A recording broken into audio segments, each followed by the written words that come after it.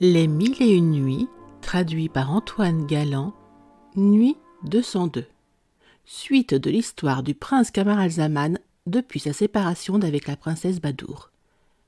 Sire, pendant qu'en l'île d'Ébène, les choses étaient entre la princesse Badour, la princesse Ayatal-Nefous et le roi Armanos avec la reine, la cour et les peuples du royaume, dans l'état que votre majesté a pu le comprendre à la fin de mon dernier discours, le prince Camaralzaman était toujours dans la ville des idolâtres, chez le jardinier qui lui avait donné retraite. Un jour, de grand matin, que le prince se préparait à travailler au jardin selon sa coutume, le bonhomme de jardinier l'en empêcha. « Les idolâtres, lui dit-il, ont aujourd'hui une grande fête, et comme ils s'abstiennent de tout travail pour la passer en des assemblées et en des réjouissances publiques, ils ne veulent pas aussi que les musulmans travaillent. Et les musulmans, pour se maintenir dans leur amitié, se font un divertissement d'assister à leur spectacle qui mérite d'être vu. Ainsi, vous n'avez qu'à vous reposer aujourd'hui. Je vous laisse ici, et comme le temps approche que le vaisseau marchand dont je vous ai parlé doit faire le voyage de l'île d'Ébène, je vais voir quelques amis et m'informer d'eux du jour qu'il mettra à la voile. En même temps, je ménagerai votre embarquement. » Le jardinier mit son plus bel habit et sortit.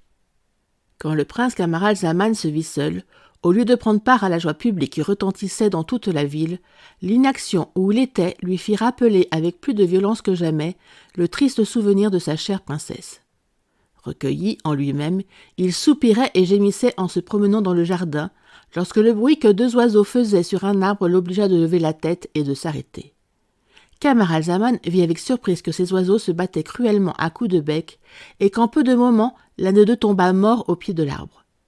L'oiseau, qui était demeuré vainqueur, reprit son vol et disparut. Dans le moment, deux autres oiseaux plus grands qui avaient vu le combat de loin arrivèrent d'un autre côté, se posèrent l'un à la tête, l'autre au pied du mort, le regardèrent quelque temps en remuant la tête d'une manière qui marquait leur douleur, et lui creusèrent une fosse avec leurs griffes dans laquelle ils l'enterrèrent. Dès que les deux oiseaux eurent rempli la fosse de la terre qu'ils avaient ôtée, ils s'envolèrent, et peu de temps après ils revinrent en tenant au bec, l'un par une aile et l'autre par un pied, l'oiseau meurtrier qui faisait des cris effroyables et de grands efforts pour s'échapper. Ils lui ouvrirent enfin le ventre, en tirèrent les entrailles, laissèrent le corps sur la place et s'envolèrent. Camaralzaman demeura dans une grande admiration tout le temps que dura un spectacle si surprenant. Il s'approcha de l'arbre où la scène s'était passée, et en jetant les yeux sur les entrailles dispersées, il aperçut quelque chose de rouge qui sortait de l'estomac, que les oiseaux vengeurs avaient déchiré. Il ramassa l'estomac, et en tirant dehors ce qu'il avait vu de rouge, il trouva que c'était le talisman de la princesse Badour, sa bien-aimée, qui lui avait coûté tant de regrets, d'ennuis, de soupirs, depuis que cet oiseau le lui avait enlevé. « Cruel !» s'écria-t-il aussitôt en regardant l'oiseau. « Tu te plaisais à faire du mal, et j'en dois moins me plaindre de celui que tu m'as fait. Mais autant que tu m'en as fait, autant je souhaite de bien à ceux qui m'ont vengé de toi en vengeant la mort de leurs semblables. » Il n'est pas possible d'exprimer l'excès de joie du prince Camaralzaman. « Chère princesse, s'écria-t-il encore, ce moment fortuné qui me rend ce qui vous était si précieux est sans doute un présage qui m'annonce que je vous retrouverai de même, et peut-être plus tôt que je ne pense. Béni soit le ciel qui m'envoie ce bonheur et qui me donne en même temps l'espérance du plus grand que je puisse souhaiter. » En achevant ces mots, Camaralzaman baisa le talisman, l'enveloppa et le lia soigneusement autour de son bras. Dans son affliction extrême, il avait passé presque toutes les nuits à se tourmenter et s'enfermer l'œil. Il dormit tranquillement celle qui suivit une si heureuse aventure, et le lendemain, quand il eut pris son habit de travail, dès qu'il fut jour, il alla prendre l'ordre du jardinier, qui le pria de mettre à bas et de déraciner un certain vieil arbre qui ne portait plus de fruits. Camaralzaman prit une cognée et alla mettre la main à l'œuvre. Comme il coupait une branche de la racine, il donna un coup sur quelque chose qui résista et qui fit un grand bruit. En écartant la terre, il découvrit une grande plaque de bronze sous laquelle il trouva un escalier de 10 degrés. Il descendit aussitôt, et quand il fut au bas, il vit un caveau de 2 à 3 toises en carré, où il compta 50 grands vases de bronze, rangés alentour, chacun avec un couvercle. Il les découvrit tous l'un après l'autre, et il n'y en eut pas un qui ne fût plein de poudre d'or.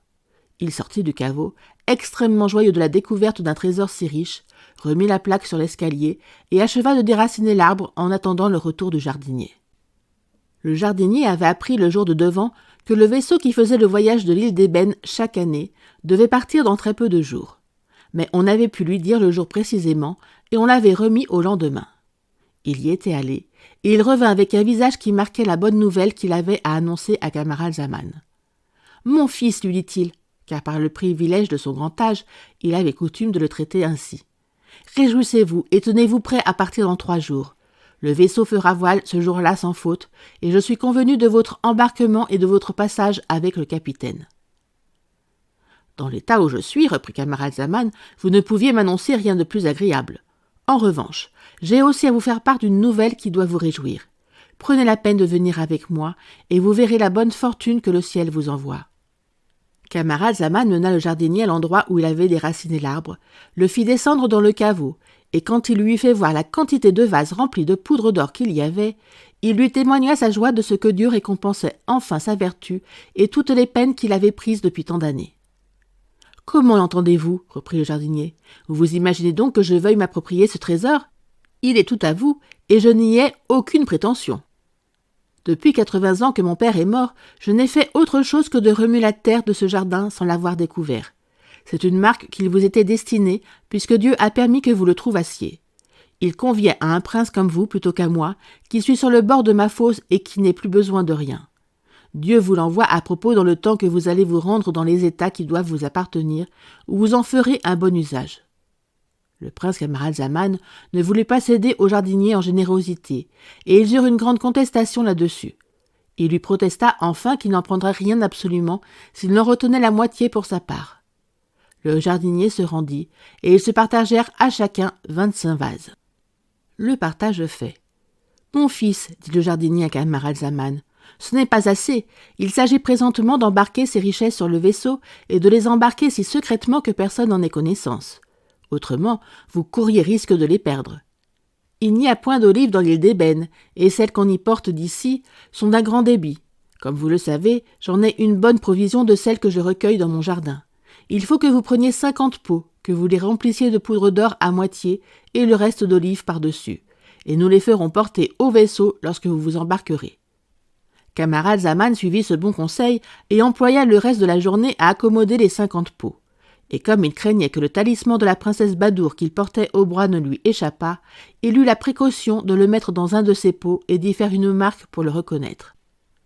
Quand il eut achevé de mettre les pots en état d'être transportés, comme la nuit approchait, il se retira avec le jardinier, et en s'entretenant, il lui raconta le combat des 2 oiseaux et les circonstances de cette aventure qui lui avait fait retrouver le talisman de la princesse Badour, dont il ne fut pas moins surpris que joyeux pour l'amour de lui. Soit à cause de son grand âge, ou qu'il se fût donné trop de mouvement ce jour-là, le jardinier passa une mauvaise nuit. Son mal augmenta tout le jour suivant. Or, il se trouvait encore plus mal le 3e au matin. Dès qu'il fit jour, le capitaine du vaisseau en personne et plusieurs matelots vinrent frapper à la porte du jardin. Ils demandèrent à Camaralzaman qui leur ouvrit où était le passager qui devait s'embarquer sur leur vaisseau. « C'est moi-même, répondit-il. Le jardinier qui a demandé passage pour moi est malade et ne peut vous parler. Ne laissez pas d'entrer et emportez, je vous prie, les pots d'olive que voilà avec mes hardes, et je vous suivrai dès que j'aurai pris congé de lui. » Les matelots se chargèrent des pots et des hardes, et en quittant Camaralzaman. « Ne manquez pas de venir incessamment, lui dit le capitaine. Le vent est bon, et je n'attends que vous pour mettre à la voile. » Dès que le capitaine et les matelots furent partis, Camaralzaman rentra chez le jardinier pour prendre congé de lui et le remercier de tous les bons services qu'il lui avait rendus. Mais il le trouva qu'il agonisait, et il eut à peine obtenu de lui qu'il fît sa profession de foi, selon la coutume des bons musulmans à l'article de la mort, qu'il le vit expirer. Dans la nécessité où était le prince Camaralzaman d'aller s'embarquer, il fit toutes les diligences possibles pour rendre les derniers devoirs au défunt. Il lava son corps, il l'ensevelit, et après lui avoir fait une fosse dans le jardin, car comme les Mahométans n'étaient que tolérés dans cette ville d'idolâtres, il n'avait pas de cimetière public. Il l'enterra lui-même, et il n'eut achevé que vers la fin du jour. Il partit sans perdre de temps pour aller s'embarquer. Il emporta même la clé du jardin avec lui, afin de faire plus de diligence dans les desseins de la porter au propriétaire, au cas qu'il pût le faire ou de la donner à quelque personne de confiance, en présence de témoins pour la lui mettre entre les mains. Mais en arrivant au port, il apprit que le vaisseau avait levé l'ancre, il y avait déjà du temps, et même qu'on l'avait perdu de vue. On ajouta qu'il n'avait mis à la voile qu'après l'avoir attendu 3 grandes heures.